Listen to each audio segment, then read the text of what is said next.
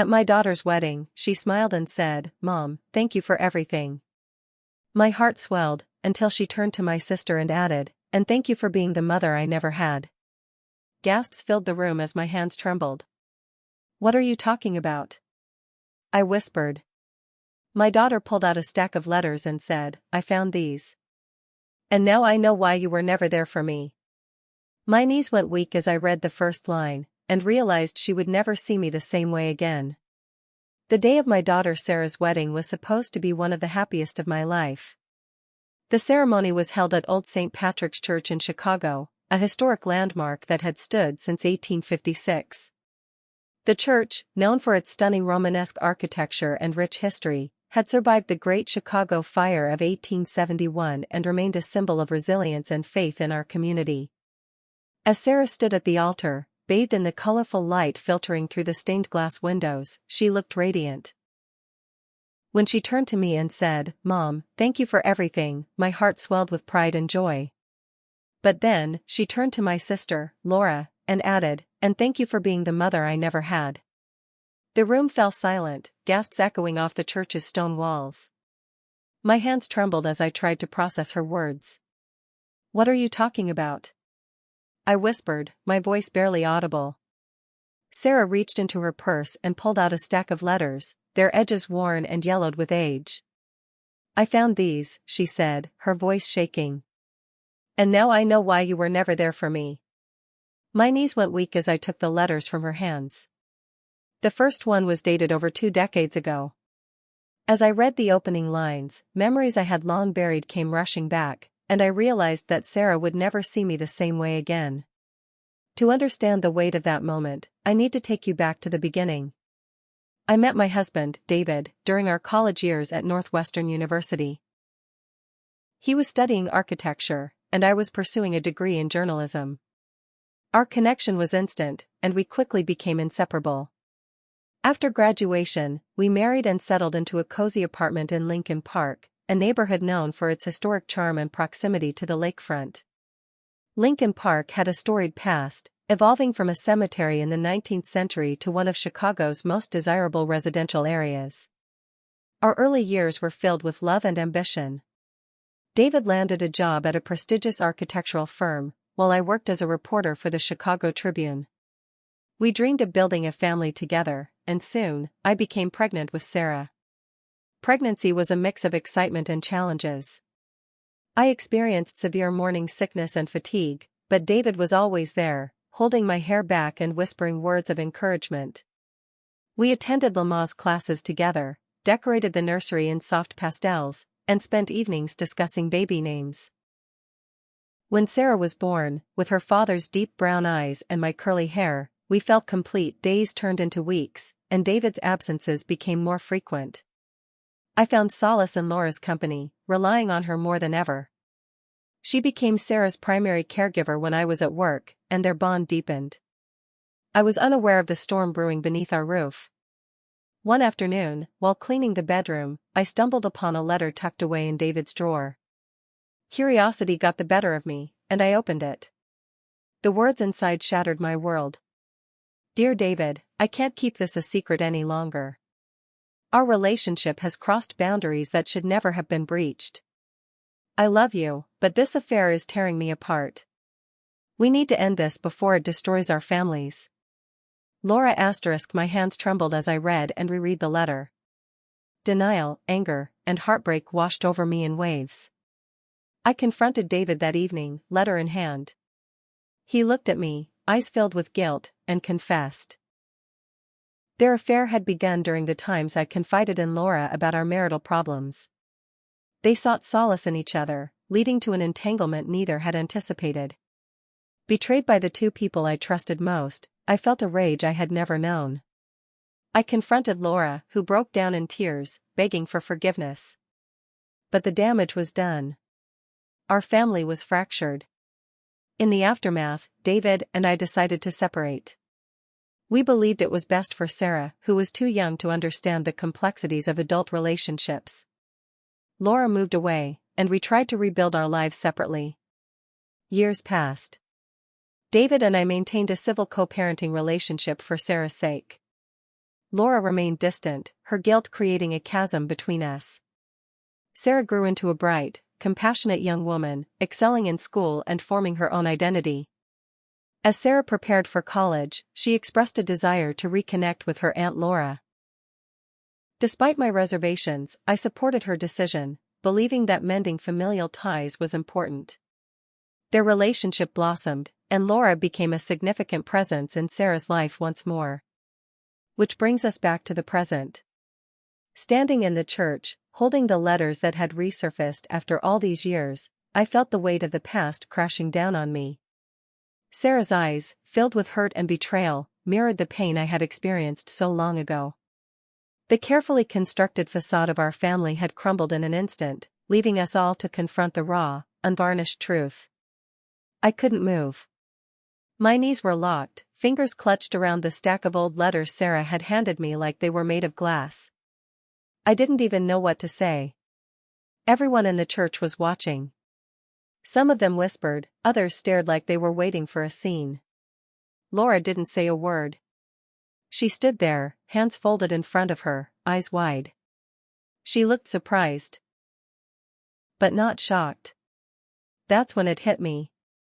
She knew Sarah had found the letters. She had known this moment might come. And she didn't warn me. I looked at David, sitting a few rows back with his new wife. Yes, he remarried. A younger woman, real estate agent, always in heels and fake nails. He looked pale, eyes darting from me to Sarah to Laura. I saw the guilt crawling up his neck, red as fire. But still, he didn't stand up. Didn't say a damn word. Sarah, I started, but my voice cracked. Can we talk about this privately? She shook her head, tears in her eyes. No, Mom. All my life I thought you didn't want to be around. You missed my first piano recital. My 6th grade graduation. Every dance competition. I thought you were too busy. I told myself you were just a working mom. But now I know you left because you were broken. I felt like someone had kicked the air out of my lungs. You're right, I whispered. I was broken. But not the way you think. Then Laura stepped forward. No, I said quickly. Don't you dare. But she spoke anyway. She was lost, Sarah. And I didn't mean for it to happen the way it did. I was just trying to be there for both of you. By sleeping with my husband? I snapped. My voice echoed. A few people in the pews gasped. Someone cleared their throat. Sarah looked at Laura, eyes wide now. You told me she kicked you out, Sarah said to Laura. You said she lost it after the divorce. That she didn't want you around anymore. Laura's face changed. Like a door had been kicked open in her mind. She was cornered. I didn't lie, she said, too fast. Not exactly. She did tell me to leave. After everything.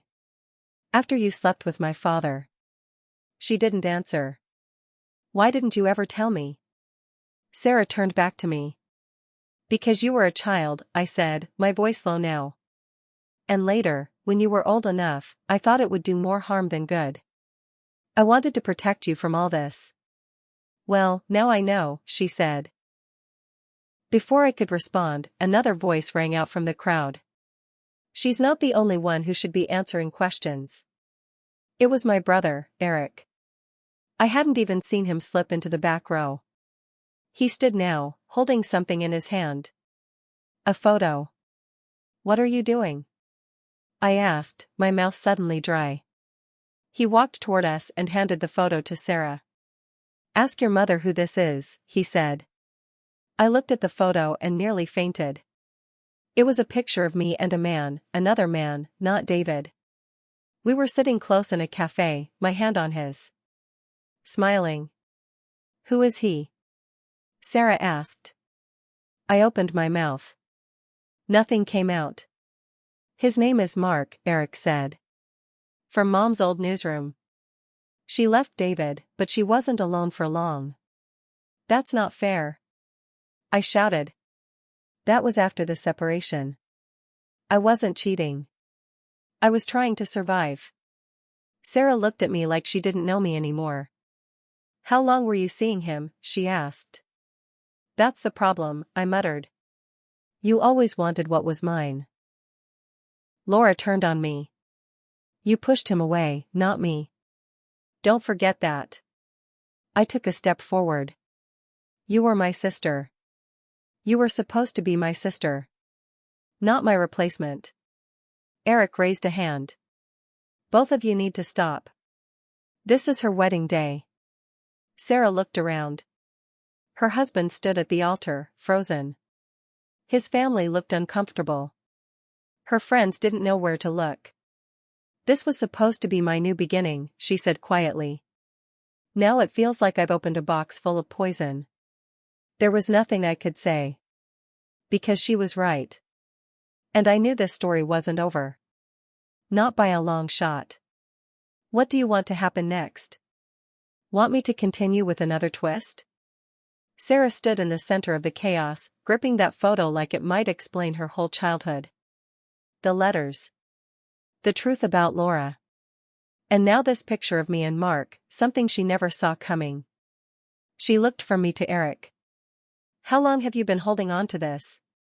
He rubbed the back of his neck. I found it a few years ago. Mark sent it to me. Said he was looking for you, wanted to make amends. Why didn't you tell me then? She asked. Because I didn't want to stir all this up, he said. But when Laura and Mom started playing tug-of-war with you again, I figured maybe you deserved the full story. Laura scoffed. You just couldn't wait to throw gasoline on the fire. Eric glared. Like you haven't done the same for years. I raised my hand. Enough. All of you. But Sarah wasn't done. She looked back at the photo. Then she did something none of us expected. She walked to the mic at the altar. She tapped it. The room fell completely silent again. Even the organist stopped mid-scale. I know this isn't how a wedding speech usually goes, she said, her voice wavering. But since everything's already out in the open, I might as well say it. I felt a pit in my stomach open wide.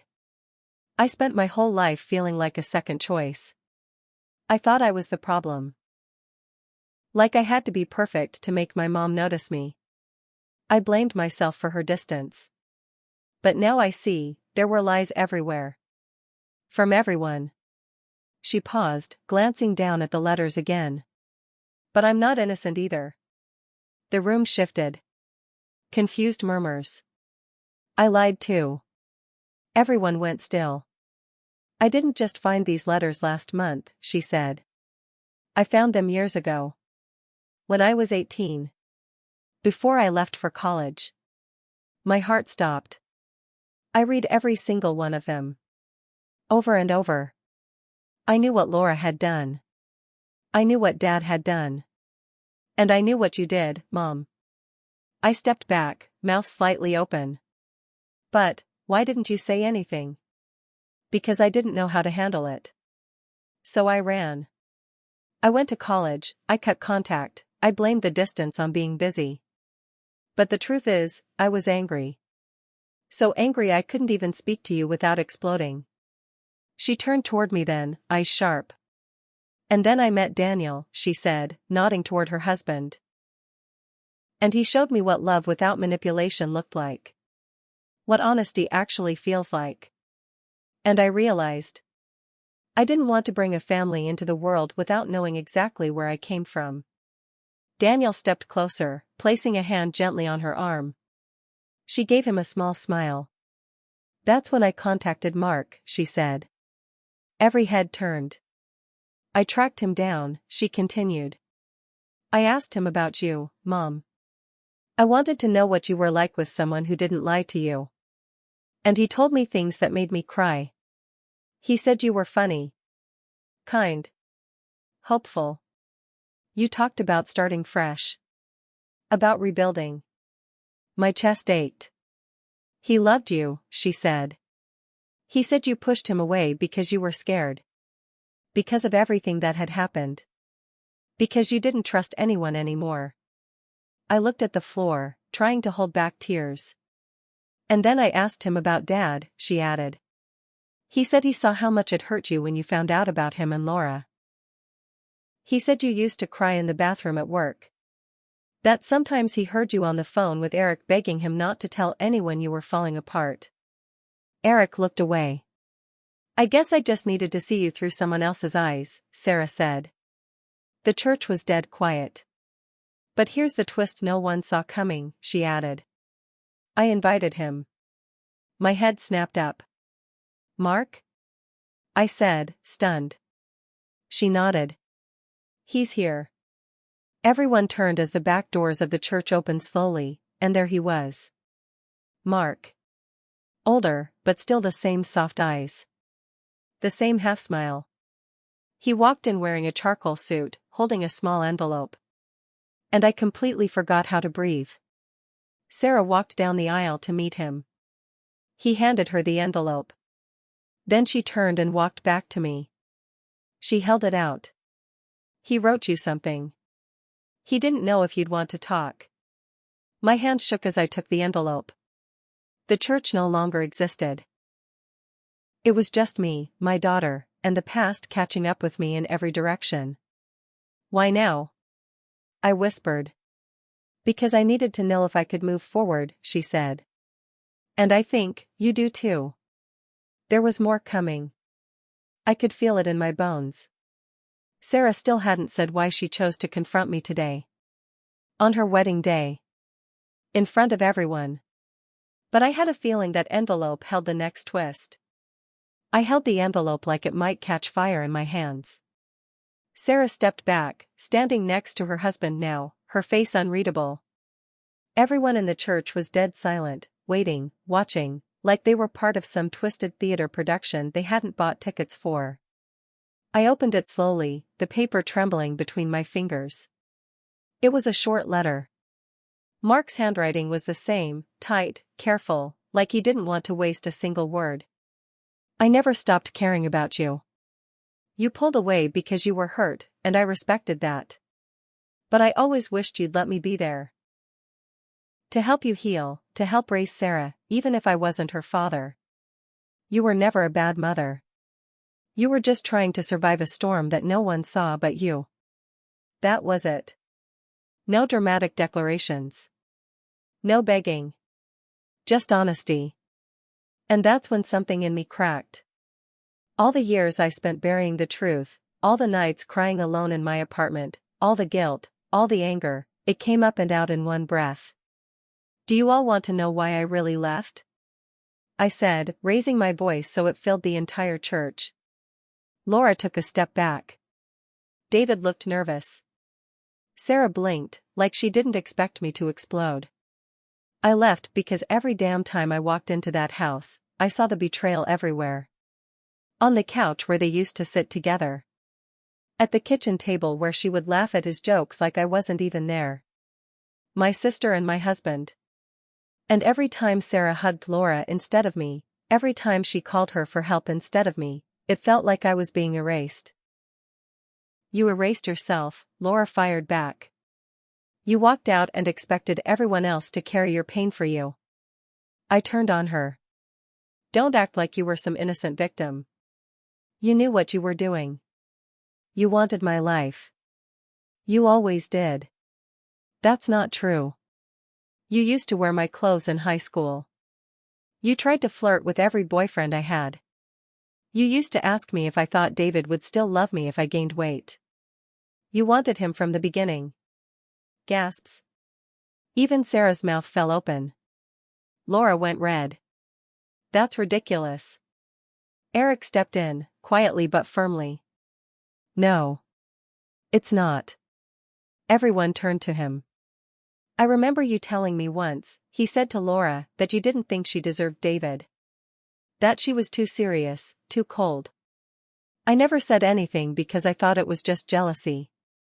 But maybe it was more. Laura's lip trembled. I loved Sarah. I love her. But you didn't love me, I said. You loved the idea of taking over. And you did. That broke something in Sarah.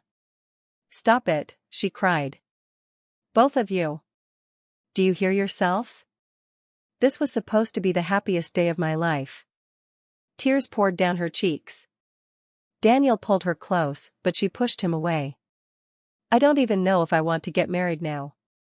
What if this is what love turns into? Now he looked like the ground had fallen out beneath him. Sarah, that's not fair, he said. But she wasn't done. I've spent my whole life chasing approval from two women who were fighting a war I didn't start. And now I feel like I was just a pawn. The church doors opened quietly behind us. A guest slipped out. Then another. The uncomfortable tension was unbearable. Whispers filled the room like smoke. And then David spoke. I should have stopped it, he said. All of it. I was the adult. I was the father. And instead, I hid behind Laura and let her do the parenting when I couldn't face your mother. I didn't cheat because I stopped loving her.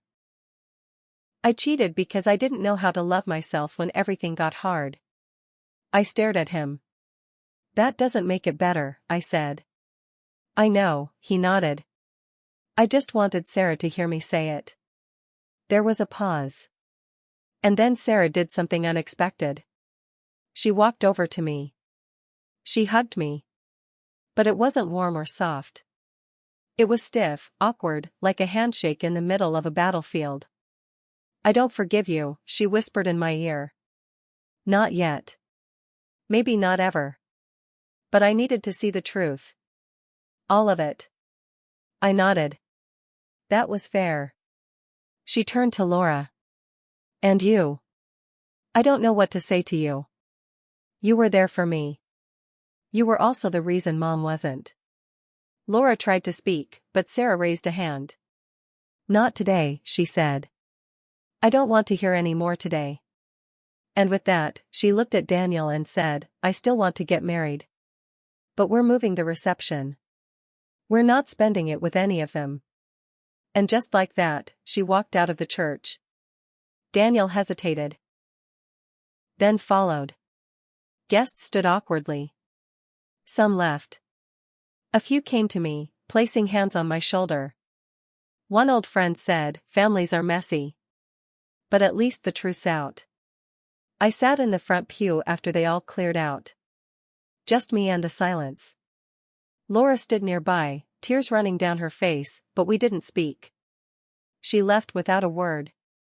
Eric came and sat beside me. You okay? No, I said.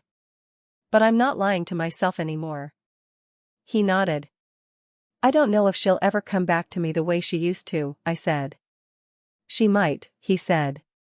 But if not, you told the truth. That's more than most people ever do.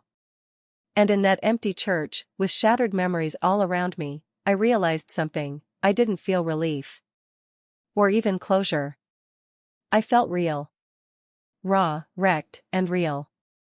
And for the first time in a long time, that felt like a start. Not all wounds close neatly. Some stay open just wide enough to remind you of who you were, so you never lose sight of who you're becoming. And maybe that's the only truth I have left to hold on to.